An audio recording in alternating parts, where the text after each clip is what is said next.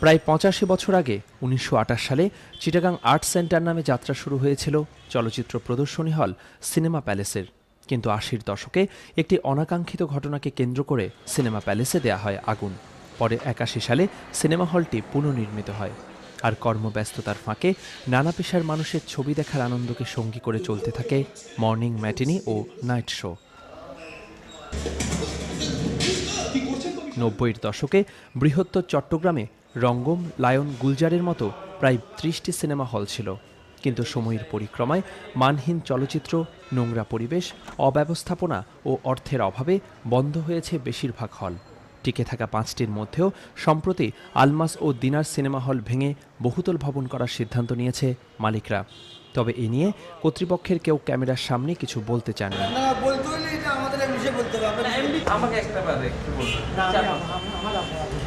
লোকসানের ভারে নিমজ্জিত হয়েই মালিকরা হলগুলো বন্ধ করে দিচ্ছেন বলে মনে করছেন এই চলচ্চিত্র নির্মাতা। সরকার যথেষ্ট রকম উদ্যোগ নিয়েছেন, নানাভাবে তারা ভর্তুকি দেওয়ার চেষ্টা করেছেন হল রিনোভেট করার জন্য, নতুন হল নির্মাণ করার জন্য।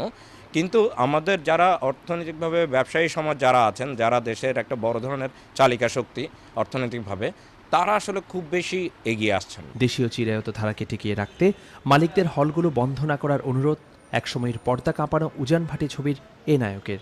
বর্তমানে যারা হলগুলো ভেঙে ব্যবসার কথা চিন্তা করছেন, ব্যবসা তো অনেক করেছেন, দয়া করে একটু দেখুন না সংস্কৃতিকে বাঁচাবার জন্যে, সংস্কৃতিকে আরও প্রসারিত করার জন্যে আপনারা যদি হলগুলো না ভেঙে তাতে করে ছবি প্রদর্শন করার ব্যবস্থা করেন।